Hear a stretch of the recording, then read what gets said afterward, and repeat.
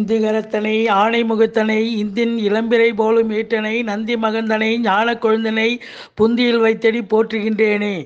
உலகமெங்கும் வாழ்ந்து கொண்டிருக்கும் அன்பு நேயர்களுக்கு சைதை ராஜாவின் அன்பு வணக்கங்கள். மீன ராசிக்கு பலனை சொல்ல இருக்கிறோம்.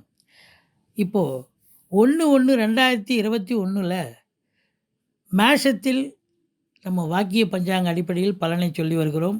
மேஷத்தில் செவ்வாய் பகவான், ரிஷபத்தில் ராகு, கடகத்தில் சந்திரன், சுக்கிரன் கேது விருச்சிகத்தில், சூரிய பகவான் தனுசுவில், சனி குரு புதன் மகரத்தில் இருக்கிறார். இப்போ மகரத்தில் சனியும் குருவும் இருக்கிறார். மீன ராசிக்கு கடந்த 2020 10ஆம் இடத்துல குரு இருந்தார், ஸ்தான பலம் இல்லை. 10ஆம் இடத்துல சனி இருந்தார், ஸ்தான பலம் இருந்தது. இப்போ 10ல் சனி இருக்குன்னு சொன்னாலே நல்லா அற்புதமாக பண்ணி இருக்கணும். ஸோ இந்த மீனராசி அன்பர்களுக்கு கடந்த 1 வருஷமாக பண்ணலைன்னா கூட அது முன்ன 1.5 வருஷமாக சிறப்பாக பண்ணியிருப்பார் சனி பகவான். ஆனால் குரு பகவான் செய்யறதுக்கு வாய்ப்பு இல்லை. இப்போது உங்களுக்கு குரு 11ஆம் இடம், சனி 11ஆம் இடம், ஸ்தான பலம் குருவுக்கு 2, 5, 7, 9 கோச்சார ரீதியாக ராசிக்கு 2, 5, 9, 7, 9, 11 குரு வரும்பொழுது நல்லதையே செய்வார். சனி பகவான் கோச்சார ரீதியாக ராசிக்கு 3, 5, 6, 10, 11 வரும்பொழுது நல்லதையே செய்வார் அப்படின்னு ஒரு விதி இருக்குங்க. அப்போது இப்போ பார்க்கும்பொழுது இந்த மீன ராசிக்கு பொற்காலம்னு சொல்லலாம். எப்படின்னு கேட்டிங்கன்னா, குரு 11 ஸ்தான பலம், சனி 11 ஸ்தான பலம். சனியால் லாபத்தை அடைவீர்கள். குருவாலும் பெருத்த லாபத்தை அடையக்கூடிய ஒரு நிலை இருக்கிறது. இப்போ இந்த மீனராசி அன்பர்கள்லாம் பார்த்தீங்கன்னா, சொந்த தொழில் ஆரம்பித்து செஞ்சிங்கன்னா ரொம்ப பிரமாதமாக முன்னுக்கு வரக்கூடிய ஒரு காலம், தொட்டதெல்லாம் தொடங்கக்கூடிய ஒரு நிலை இருக்கிறது அப்படின்னு சொல்கிறோம். இப்போ ஸ்தான பலம் அப்படின்னும்போது சனி 11 இருந்து நல்லதையே செய்வார். நிறைய அபரிதமான ஒரு பண வருவாயை தரக்கூடிய நிலை. 11ஆம் இடத்தில் இருக்கிற குரு பகவானும் அபரிதமான, அதை எதிர்பார்க்காத அளவுக்கு பணம் இரட்டிப்பு வருமானத்தை வரக்கூடிய சூழ்நிலையை தருவார் குரு பகவான். இப்போது உங்களுக்கு குருவினுடைய பார்வை பலத்தை பற்றி நம்ம பேசுவோம். குரு ரிஷபத்தை பார்ப்பார். ரிஷபம் அப்படின்னும்போது 3ஆம் இடம். 3ஆம் இடத்தை குரு பார்க்குறார் அப்படின்னா தைரிய வீரிய ஸ்தானம் வலுப்பெறுகிறது. பிபிஓ, சாஃப்ட்வேர், ஹார்ட்வேர், தபால் தந்தி இலாக்கா, கொரியர் சர்வீஸ், விளையாட்டு வீரர்கள், வீராங்கனைகள் மற்றும் ஸ்டண்ட்டு கலைஞர்கள், நடன கலைஞர்கள் இவங்கெல்லாம் தன்னுடைய திறமையை வெளிப்படுத்தி முன்னுக்கு வரக்கூடிய ஒரு காலகட்டம். இளைய சகோதரத்தால் ஆதாயம். மொத்தத்தில் ராகு ரிஷபத்தில் இருந்தாலே நல்லதே செய்வார். 3ஆம் இடம் 3 நல்ல இடம் தான். அது 3 அவருக்கு ஸ்தான பலம். அதனால் நல்லது செய்யக்கூடிய ஒரு நிலை இருக்கிறது. குருவினுடைய பார்வை இருக்கிறதால ஒரு 6 மாதம் அவர் நல்லாவே செய்வார். அதுக்கப்புறமும் நல்லா செய்யக்கூடிய ஒரு நிலை. இப்போ குரு பார்த்திங்கன்னா கடகத்தை பார்ப்பார். கடகம் என்பது 5ஆம் இடம். 5ஆம் இடத்தை குரு பார்க்குறாருன்னா உங்களுடைய பிள்ளைகளை நல்வழி காட்டுவீர்கள். நல்ல ஒரு பெரிய படிப்பு, அவங்களுடைய நிலை இவ்வளோதான், அவங்களுடைய தகுதி இவ்வளோதான்னு அந்த தகுதியை மீறி அவங்க நல்லா படித்து பெரிய லெவலுக்கு வரக்கூடிய ஒரு நிலை. நீங்களே ஆச்சரியப்படக்கூடிய, உங்கள் சமூகமே ஆச்சரியப்படக்கூடிய அளவுக்கு நல்லா படிப்பாங்க. படிப்பில் மேன்மை அடையக்கூடிய ஒரு நிலை. குழந்தை பாக்கியம் இல்லாதவங்களுக்கு குழந்தை பாக்கியம் கிடைக்கும். அதாவது உங்களுடைய பூர்வீகத்துக்கு நீங்கள் அடிக்கடி போயிட்டு வருவீங்க. குலதெய்வத்தினுடைய அனுகிரகம், ரிஷிகள், முனிகள், குருமார்களுடைய ஆசீர்வாதம் உங்களுக்கு கண்டிப்பாக கிடைக்கும். உங்கள் பிள்ளை செல்வங்கள் கடல் கடந்து போய் அவங்க என்ன படிக்கணும்னு மேல் படிப்பு படிக்கணும்னு நினைப்பாங்களோ, MS, MBA, MPhil, PhD, doctorate இப்படி பெரிய படிப்புலாம் படித்து நல்ல ஒரு மேன்மையான ஒரு நிலைக்கு வருவார்கள். அவர்களால் நீங்கள் சந்தோஷம் அடையக்கூடிய ஒரு காலகட்டம். இப்போது அதே குரு பகவான் உங்களுக்கு கன்னியை பார்ப்பாருங்க. கன்னி என்பது உங்களுக்கு 7ஆம் இடம். இது வரைக்கும் மீன ராசியை 7ஆம் இடத்தை குரு பார்க்கல. இந்த மீன ராசி அன்பர்கள் கணவன் மனைவி இது வரைக்கும் கொஞ்சம் பிரச்சனைகள் இருந்திருக்கலாம், பிரிவினைகள் இருந்திருக்கலாம், ஒரே வீட்டில் இருந்து பேசாமல் சேராமல் இருந்திருக்கலாம். ஆனால் இப்போ பார்த்திங்கன்னா அவங்க ஒன்று சேரக்கூடிய ஒரு நிலை. ரொம்ப பரஸ்பர ஈகோ விட்டு கொடுத்து, பரஸ்பர ஒருத்தருக்கு ஒருத்தர் புரிந்து கொண்டு, புரிதல் ஏற்பட்டு நல்லா சந்தோஷம் அடையக்கூடிய ஒரு காலகட்டம் அப்படின்னு நம்ம சொல்கிறோம். திருமணம் வயதில் இருப்பவர்களுக்கு, திருமணம் ஆகாதவர்களுக்கு திருமணம் ஆகக்கூடிய ஒரு நல்ல சுப நிகழ்ச்சி வீட்டில் நடக்கும். புதிய நட்பு ஒரு சிலருக்கு மலரக்கூடிய ஒரு நிலை இருக்கும் அப்படின்னு நம்ம சொல்கிறோம். இப்போ குரு அதிசாரம் பெற்று கும்பத்துக்கு போயிட்டாருன்னு சொன்னா, 4ஆம் வீட்டை குரு பார்ப்பார். மிதுனத்த குரு பார்ப்பார். வண்டி வாகனங்கள் வாங்குவீங்க. வீடு இல்லாதவங்க வீடு வாசல் வாங்கக்கூடிய ஒரு நிலை. வண்டி வாகனங்கள்னா உங்க 4 வீலர் சொஃபஸ்டிகேட்டடா வாங்கக்கூடிய ஒரு நிலை. வீடும் ஒரு பங்களா டைப்பா வாங்கக்கூடிய ஒரு நிலை. ஏன்னா குரு பார்க்குதுங்க. குரு பார்த்தா கோடி நன்மை. படிக்கும் மாணவர்கள் நல்லா படிப்பாங்க. இதையும் தாண்டி உங்களுக்கு பார்த்தீங்கன்னு சொன்னா, சுகஸ்தானம் உங்களுக்கு சுகம் திருப்திகரமா இருக்கக்கூடிய ஒரு காலகட்டம். தாயாருடைய உடல்நிலை இதுவரைக்கும் ஏதாவது பிரச்சனை இருக்கும். இப்ப அந்த அவங்க சரியாகி ஃபிசிக்கலா நல்லா இருப்பாங்க. அப்ப சிம்மத்த குரு பார்ப்பார் அடுத்தது 7ஆம் பார்வையா. சிம்மம் என்பது உங்களுக்கு ஆரோக்கிய ஸ்தானம். ஆரோக்கிய ஸ்தானத்த குரு பார்த்தாலே உங்க ஆரோக்கியத்துக்கு பங்கம் இல்லைங்க.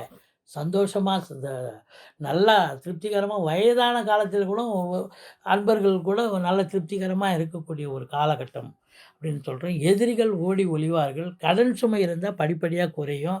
உங்களுக்கு கோர்ட்ல கேஸு இருந்ததுன்னா, அது வந்து உங்களுக்கு சாதகமாக தீர்ப்பு வரக்கூடிய ஒரு நிலை. அதையும் தாண்டி சொந்த தொழில் புரியும் அன்பர்களுக்கு இந்த 6ஆம் வீட்டை குரு பார்த்துச்சுன்னு சொன்னா, நம்பிக்கைக்கு பாத்திரமான ஊழியர்கள் கிடைப்பார்கள். சர்வன்ட்ஸ் கிடைப்பாங்க அப்படின்னு சொல்லக்கூடிய நிலை. இப்போ துலாத்தை குரு பார்ப்பார். துலாம் என்பது உங்களுக்கு 8ஆம் இடம். 8ஆம் வீட்ட குரு பார்க்குறாருன்னு சொன்னா, உங்களுடைய வாழ்க்கை துணை அல்லது மனைவியால் பணவரவு, பொருள் வரவு அவங்க பொறந்த இடத்துலேருந்து பங்கு போட்டு வாங்கிட்டு வரலாம். சொத்து பத்தோ, நகை நட்டோ, இல்ல சாலிட் கேஷோ. அது ஒரு ப்ளஸ் பாயிண்ட்டு. இதையும் தாண்டி அவங்க வேலை பார்க்குற இடத்துல புரமோஷன், இன்கிரிமெண்ட் கிடைச்சு, அதனால உங்களுக்கு அனுகூலம், ஆதாயம்.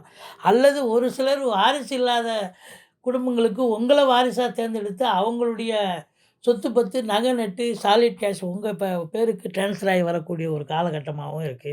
திடீர் ராஜயோகம், திடீர் அதிர்ஷ்டம் ஒரு சிலருக்கு அமையும். இப்போ குருவால் நீங்க என்னென்ன பலனை அடைகிறீர்கள்னு நம்ம சொன்னோம். இப்போ குரு வந்து உங்களுக்கு அற்புதமான ஒரு இடம். உங்களுக்கு 12ஆம் வீட்ல முதல்ல 11ல இருந்து ஸ்தான பலத்தை ஏற்படுத்தினார். 12ல வந்து சுப செலவுகளை ஏற்படுத்துவார். ஸ்தான பலம். ஆனா, இப்ப பார்வை பலத்த பத்தி நம்ம சொல்லிட்டோம். இப்ப சனியினுடைய பார்வை பலத்த நம்ம பேசுறோம். சனி 11ஆம் இடம் ஸ்தான பலம் அற்புதமா இருக்கு. சனியால் உங்களுக்கு ஆதாயம், அற்புதம் ரொம்ப பிரமாதமா இருக்கு. எல்லா விதத்திலும் உங்களுக்கு நன்மை தான். இப்போ பார்க்கும்பொழுது சனி பார்வை அப்படின்னும்பொழுது உங்களுக்கு மீனத்த பார்ப்பார். அதாவது மீன ராசியை சனி பார்க்குறாருன்னு சொன்னா, கொஞ்சம் ராசிய சனி பார்த்தாலே அந்த ராசி அன்பர்கள் ஹார்ட் ஒர்க் பண்ணணும். அதாவது எந்த ஒரு ராசியை சனி பார்த்தாலும் அவர்கள் கடுமையாக உழைக்க வேண்டும் அப்படிங்கிற ஒரு கான்செப்ட்டுங்க. அப்போ கடுமையா உழைச்சிங்கன்னா, நீங்க ரொம்ப பக்காவா ரொம்ப பெரிய லெவல்ல வர முடியும். அப்படிங்கிற ஒரு கான்செப்ட். சில நேரங்களில் ராசியை சனி பார்த்தால் உங்களுக்கு தைரிய வீரியம் கொஞ்சம் கம்மியாயிடும். எடுத்த காரியங்கள் சுணக்கமா செய்வீங்க. கொஞ்சம் அசிங்கம், அவமானம் சமூகத்தில் அல்லது நட்பு வட்டாரத்தில் வேலை பார்க்குற இடத்துல அசிங்கம், அவமானம் ஒரு சிலருக்கு ஏற்படலாம். ஏன்னா ராசியை சனி பார்க்கக்கூடாது. பார்த்தா இது மாதிரி அவப்பெயர் ஏற்படக்கூடிய நிலையும் ஏற்படும். இப்போ சனி கடகத்த பார்க்குறாருன்னு வைங்க. கடகம் என்பது 5ஆம் வீடு. 5ஆம் வீட்ட பார்க்கும்போது உங்க பிள்ளைகள் வந்து தவறான வழிக்கு போயிடுவாங்க. அவங்க தவறான பாதைக்கு செல்லக்கூடாதுன்றதுக்காக நீங்க அவங்களுக்கு நல்வழி காட்ட வேண்டும். அப்படிங்கிற ஒரு கான்செப்ட் இருக்குங்க. ரொம்ப திருப்திகரமா இருக்கு. எப்பவுமே 4ஆம் வீட்டை குரு பார்த்ததுன்னு சொன்னா, வாஸ்து தோஷம் கூட விலகிடுங்க. ரொம்ப பிரமாதமா இருக்கு. எந்த ஒரு குறையும் இல்ல. இப்போ பார்க்கும்பொழுது சனி துலாத்த பார்ப்பார். துலாம் என்பது உங்களுக்கு 8ஆம் வீடு. 8ஆம் வீட்ட குரு பார்க்குறாரு, அது சனி பார்க்குறாருன்னு சொன்னா, அசிங்கம், அவமானம் ஏற்படக்கூடிய ஒரு நிலை. சமூகத்தின் மூலமாகவோ, அல்லது வீட்டிலோ, குடும்ப உறுப்பினர்கள் மூலமாகவோ, அல்லது நட்பு வட்டாரத்திலோ, இல்ல வேலை பார்க்குற இடத்துலயோ உங்களுக்கு 8ஆம் வீட்ட சனி பார்க்கக்கூடாது. சனி பார்த்ததுன்னா அசிங்கம், அவமானம், அவப்பெயர் இப்படிலாம் டென்ஷன் இதெல்லாம் கண்டிப்பா வரும். இப்போ பார்க்கும்பொழுது, சனியை பற்றி பேசணும், குருவை பற்றி பேசணும். ராகு பொறுத்தவரையிலையும் இந்த மீன ராசிக்கு 3ஆம் இடம் ராகுக்கு ஸ்தான பலம் இருக்கிறது தான் நல்லதே செய்வார். இப்போது 9ஆம் இடத்துல கேது இருந்து கேது கெடுப்பார். அப்போ கேது கெடுக்கிறார் அப்படின்னும்பொழுது என்ன பண்ணணும் அப்படின்னாக்கா, கேதுவுக்கு உண்டான பிள்ளையாரை நீங்கள் வழிபாடு செய்யணும். டெய்லி ஒரு 13 சுற்று பிள்ளையாரை சுற்றிட்டீங்கன்னு சொல்லிட்டிங்கன்னா, உங்கள் மீன ராசி என்பவர்களுக்கு கேது ஒன்று தான் உங்களுக்கு மைனஸ். கேதுவால் தான் பிரச்சனை ஏற்படும். 9ஆம் இடத்துல பாக்கிய குறைவு ஏற்படுத்துகிறார். தகப்பன் வழி சொந்தங்களுக்கு பிரச்சனை ஏற்படுத்துவார். அப்போது பார்த்தீங்கன்னு சொன்னாக்கா, நீங்கள் அதீத முயற்சி போடணும். இல்லை 9ல் கேது இருக்கிறதால ஆன்மீகத்தில் 50, 60 வயசுக்கு மேலே இருக்கிறவங்க ஆன்மீகத்தில் ஈடுபாடு அதிகமாக இருக்கக்கூடிய ஒரு சூழல் ஒரு சிலருக்கு அமையும். அப்போது கேது 3ஆம் பார்வையாக பார்வை வந்து 3, 11 பார்வை இருக்குங்க. அப்போது உங்களுக்கு 7ஆம் வீட்டை கேது பார்த்து பிரச்சனையை கொண்டு வருவார். 11ஆம் வீட்டையும் பார்த்து அவர் வந்து பார்த்திங்கன்னா உங்களுக்கு ராசிக்கு 11ஆம் வீட்டையும் கேது பார்க்குறார். அப்போது கேதுவால் உங்களுக்கு வந்து பிரச்சனைகள் ஏற்படும் அப்படிங்கிறது. ராகு பார்வை நல்லதே செய்யும். ஏன்னா ராகு உட்காந்துங்கிற இடம் ஸ்தான பலமும் நல்லா இருக்குங்க. அப்போ மொத்தத்தில் பார்க்கும் பொழுது இந்த மீன ராசி அன்பர்களுக்கு அந்த மகரத்தில் இருக்கும் சனியும் குருவும் ஸ்தான பலம் இருக்கிறது. சனியால் குருவால் அமோக ஒரு பலனை, ராஜயோக பலனை பெறுகிறார்கள். கோடீஸ்வர யோகத்தை இவர்கள் அனுபவிக்கக்கூடிய ஒரு சூழ்நிலை இப்பொழுது இருக்கிறது. ஏன்னா ஏற்கனவே 1.5 வருஷமாக சனி நல்லதே செஞ்சிட்ருக்கார். 2.5 வருஷமாக. இப்போ மறுபடியும் 2.5 வருஷமாக நல்லதே செய்வார்னு சொன்னால், அப்போ அவங்களுக்கு வந்து நல்ல ஒரு பலனை தானே அவங்க தர முடியும். அப்படி இருக்கும் பொழுது என்ன பண்ணலாம் அப்படின்னாக்கா, நீங்கள் கேதுவுக்கு பிரீத்தி பண்ணுங்கள். மற்றபடி எந்த ஒரு குறையும் இல்லை அப்படின்னு நம்ம சொல்கிறோம். அப்போது குரு பகவான் உங்களுக்கு மகரத்தில் இருந்து 3ஆம் இடம், 5ஆம் இடம், 7ஆம் இடத்தை பார்க்குறார். ரொம்ப பிரமாதமாக இருக்குது. இதில் 5, 7 ரொம்ப முக்கியமான இடம். 3ஆம் இடத்தை ராகு பார்க்கும்போது அதுவும் முக்கியமான இடம்தான். அதிசாரம் பெற்ற குரு மிதுனத்தை பார்ப்பார். 4, 6, 8 பார்க்குறார். இதில் 4 ரொம்ப அற்புதமான இடம், 6ம் அற்புதமான இடம். இப்போ சனியினுடைய பார்வை பலத்தை பற்றி நம்ம சொல்லிட்டோம். ராகு கேதுவை பற்றி நம்ம சொல்லிட்டோம்.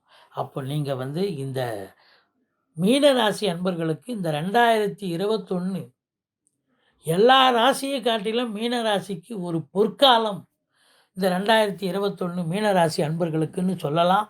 அவங்களுக்கு ராஜயோக வைபோகம், அதாவது ராஜயோக ராசி அப்படின்னு சொல்லலாம். அவங்களுக்கு ஒரு திருப்பு முனையே கொடுக்கக்கூடிய ஒரு நிலை, கோடீஸ்வர யோகத்தை தரக்கூடிய ஒரு நிலை இருந்த போதிலும், நீங்கள் மீனராசி என்பவர்கள் எல்லா வளமும் நலமும் கிடைக்க நான் எப்பொழுதும் பூஜிக்கும் ஸ்ரீ ராகவேந்திரரை வணங்குகிறேன். ஸ்ரீ குபேரன் டிவியை பார்த்தமைக்கு நன்றிகள். மேலும் இது போன்ற தகவல்களை தெரிந்து கொள்ள ஸ்ரீ குபேரன் டிவியை சப்ஸ்கிரைப் செய்யுங்கள். மறக்காமல் பெல் ஐக்கானை கிளிக் செய்யுங்கள்.